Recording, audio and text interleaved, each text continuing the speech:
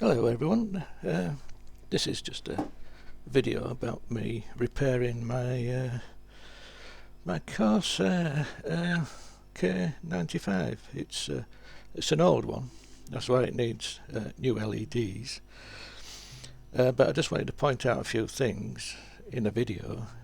It might be best to explain in a video. There's two hidden screws, there's one here and there's one here. The little Corsair is a badge. It looks like it's actually part of the aluminium housing, but it isn't. It actually covers up a screw. What I normally do is I just warm it up a little. I've got a little hot air gun, and then I just gently move my little knife underneath to remove it. There's another one here which is covered by this. I don't know if I've got that on camera right well because my thing's behind me, but it's got two clips on the inside. Let me get my tweezers so I can hold it and show you. It's got two little clips on the inside. There's one on that side and there's one on this side. So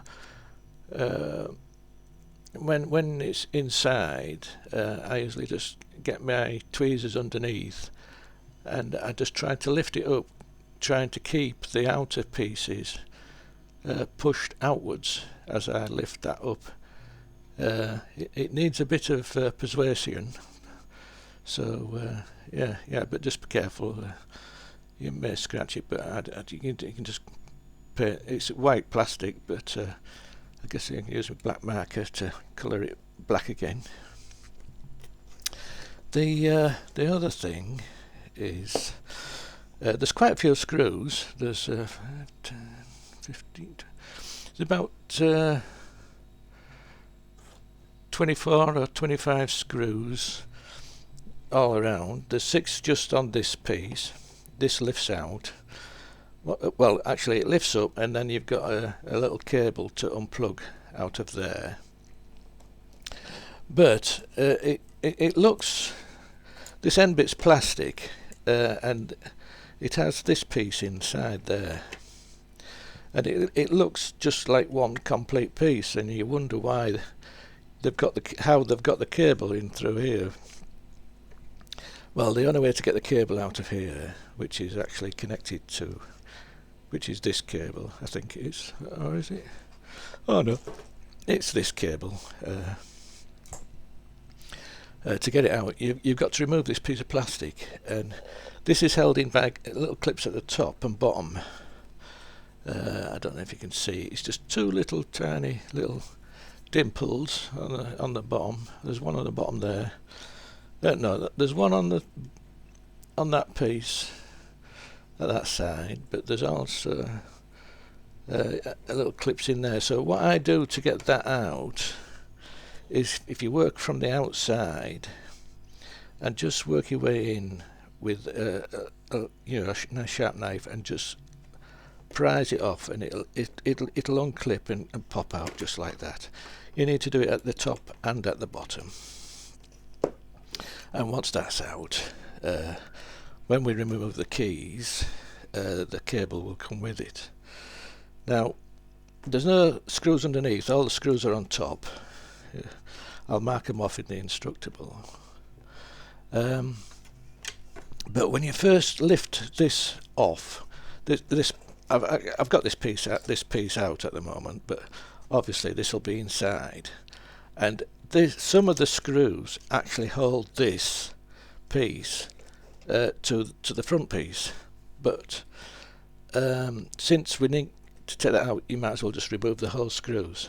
But when you need to take it apart, what you have to do is you have to lift it up vertically and rest it, and just open it slightly at the top, along the top, and then this piece will be actually inside there.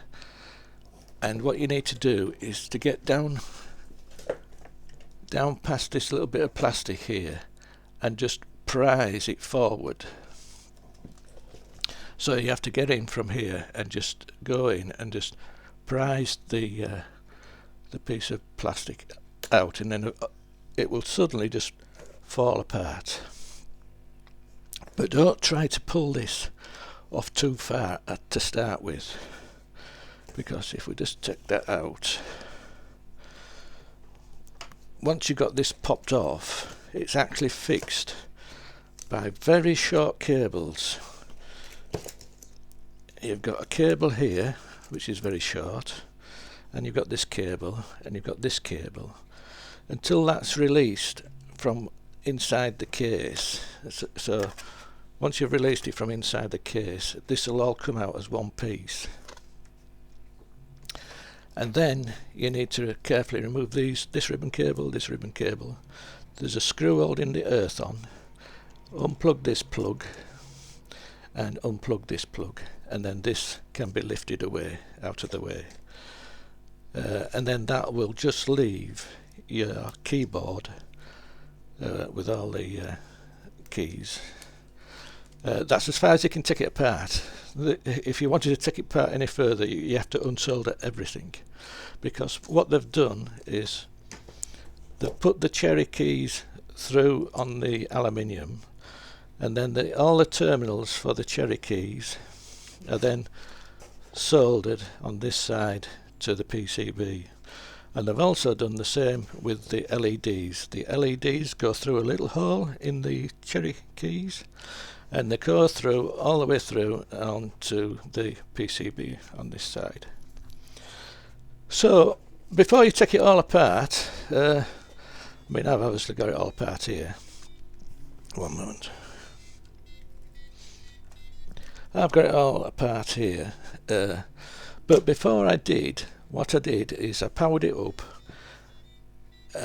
I removed all the keys, the keycaps, all, I don't know, there's 100 odd keys. Just remove all the caps off the top.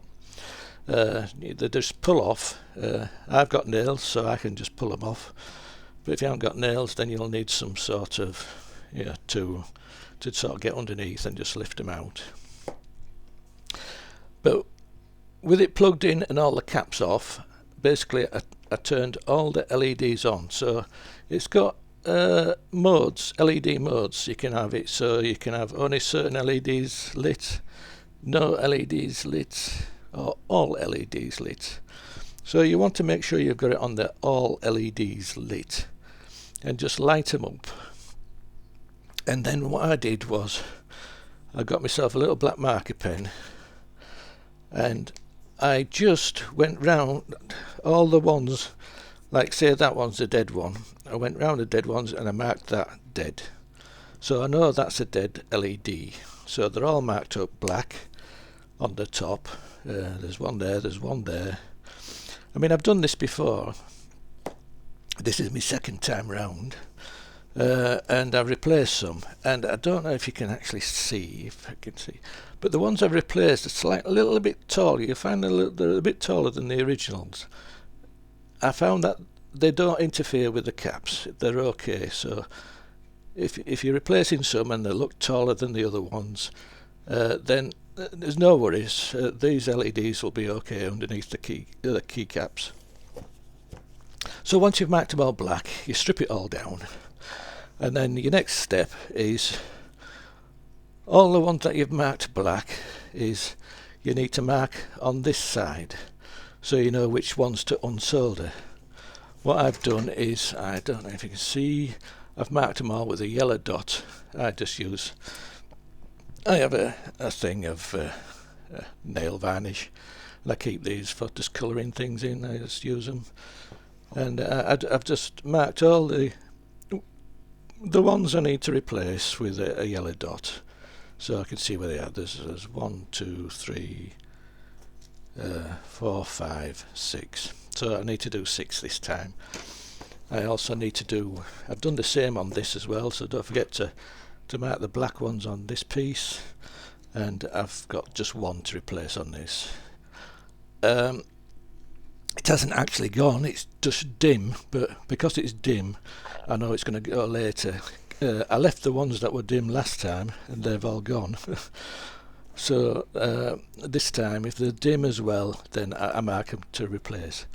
You could do the whole lot, but it's a bit of a pain and it takes time to do, so I'm only replacing the ones that they've actually gone or dim, and hopefully this second time round it'll be okay for a good time, for quite a while.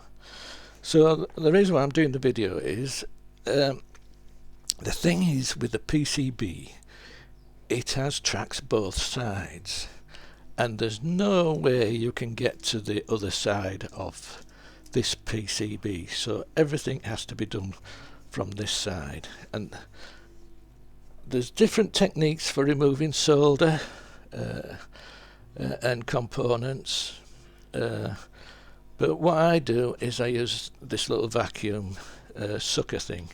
You push it in and then you go over the terminal, and then you get that and it sucks it all out.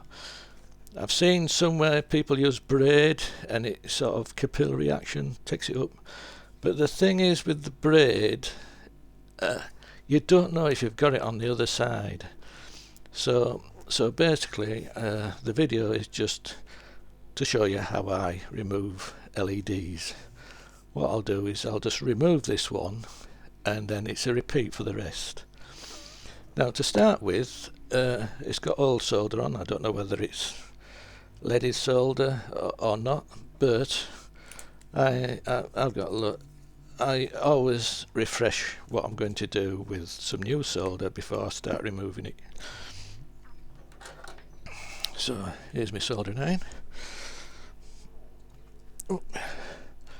and that's me solder blob. All I do is I just, when I want to get rid of the excess solder on the soldering iron, I just push it on a bit of solder I've got here, one of the blobs, and it just leaves it behind because this is cold. Like so, my glasses.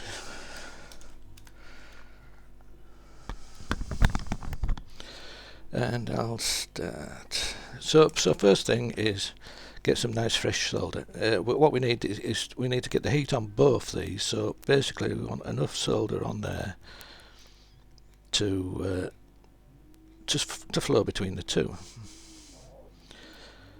So it's got a nice big blob. I've shorted the two terminals together, and so we know that the heat's going to go into both terminals on there.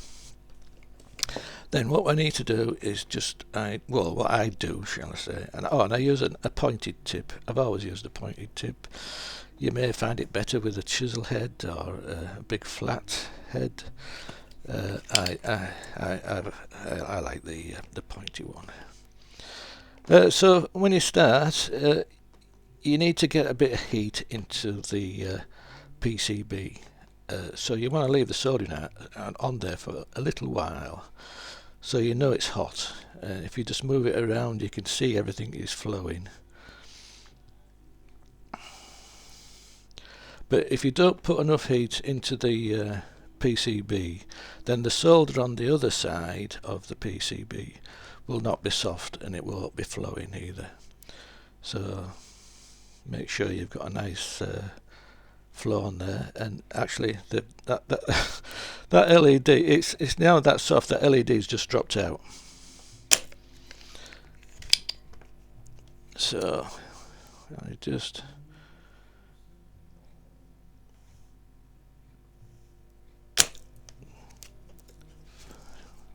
and when you're using this, you're going to get some bits flying around. Maybe just make sure there's none of them stuck, making a short at the end of the day when you redo your keyboard.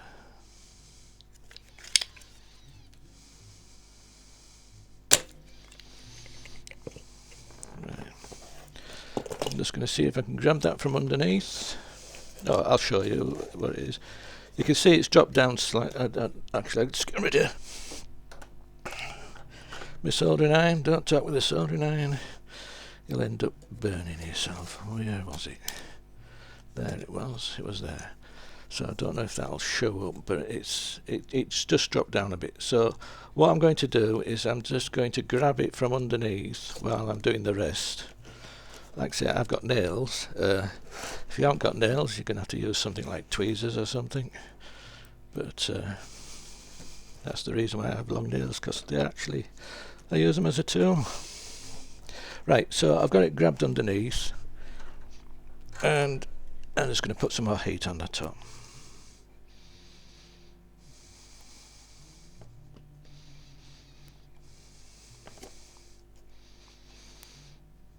I may have to put some more solder on there just to make sure I'm getting both heated up. But what you've got to be careful of is when putting too much solder on there, it may be all running through to the other side, and you don't want that. So let's hope this is in shot. There we go. It's come out. And what you can do is you can let gravity do its thing as well. So if I turn it other way up, you're not going to see this, but what I do is I put the soldering iron on it, and if there is solder on the other side, it will drop through to this side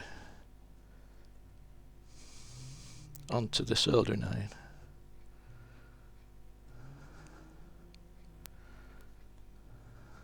There we go. Right, I'm sorry you couldn't see that, but there's the LED.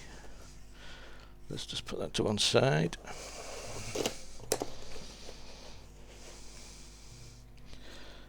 And where was we? There we go. That's the one. So now I just need to clean the holes out, and so we have to rely on the suction of the sucker.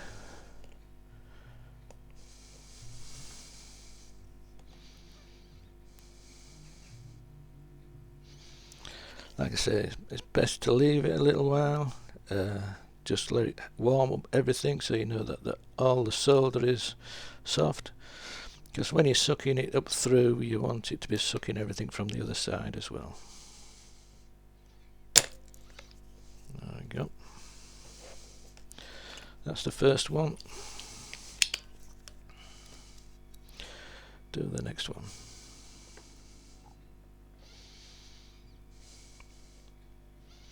And there's still the reason why I like the pointy tip. The pointy tip will actually go into the hole and get the actual core of the solder hot. And so I just leave it a little while, and then I get the sucker. Just get it right on top and give it a good, let it go. Now then, I don't know if I can get that on camera. I'll just get rid of this. I don't want to burn myself. And I think it's this one here, and I don't know, can you see? Well, let's hope the video shows you that, because I've got my screen behind me. So right, I've had to make this board so I can got some room. Yeah, I use a nice little brush. Just brush all the rubbish away, and there we are. It's all ready for a new LED, and of course I did not get my LEDs out ready to show you. So well, I'm not going to do this video again, so if you don't mind just waiting a little, I'll dig them out. And what I'm also going to do, I've also got some coloured ones. Now, why have I got some coloured ones? That's the other thing. So they're all 3mm, just basically the cheap stuff from eBay, and of course, a big bag, because the keys add up. So I got, what did I get here? I don't know. There must be, I think maybe a few hundred anyway. So, but I find buying them in bulk anyways is cheaper than buying 5 or 10. So it's good to shop around, and you may find a nice good thing. If you're going to do them all, you need a couple of hundred or more. Right, yeah. So the LEDs. I'll do some photos and things on my Instructable when I come to do the Instructable, but you can see that there's one pin longer than the other. And luckily, I think what they've done is they have set all the LEDs in the same direction, which makes putting them in the right way a lot easier, because they all go in the same way. And obviously, I don't know if you can see from this side, but in the I'll do a close-up photo, but there's a little slot there that this goes through, and that's it. You just push it through, make sure it's the right orientation, which I've forgotten at this moment, but I will do in the write-up, and then you just solder them back in and cut the leads off to suit. So I'll just remove that for a minute, because I don't know if it's in the right direction. I'm going to look that up in a moment, but as I say, if I get the new ones and the old one together, I don't know if you can see that the new ones are slightly I don't know if that's going to focus, slightly longer than the other one, but it works. It's fine. The key does go down okay. It doesn't hit the top of the keycap. Now, my coloured ones is because if you've got one of these keys, and then you've got your program and your 3 programs for the end keys. Well, for all these keys, because you can program which key lights up and what have you. They're all white, and they're actually different types of LED. But what I'm going to do is I'm going to colour code these. I'm going to go sort of blue, green, yellow, something like that, just so you can see at a glance which one's on. So what I plan to do is just use sort of these, just coloured 3s. But the thing is, on them buttons they don't use this type of LED, and I don't know where to get them from. They actually use, let's just move that so you can see me. This is the board. Well, actually you can see it from this side. Those are the those are the LEDs. They're flat. They're soldered on from this side, and they shine through a hole in the PCB through to the button. But it's these little tiny flat things, and some of them are gone. So what I'm going to do is I'll do some pictures. I'll just going to sort of like put this at this side and bend the wires around so it hits the terminals, and well, I'll do that and I'll show it in the Instructable, and you'll see if it actually worked or not. But some of these don't work anyway, but they're right flat little surface mounted devices. So yes, that's what I wanted to show in the video. Yeah, you need to suck it all out through the hole, because you can't get to the other side of this board, and since it's a through hole thing, and you need to make sure that you're all the way through for replacing the LEDs. Well, obviously this video will be no use to anybody else that hasn't got one of these keyboards, but if you watched it all the way through, thank you for watching.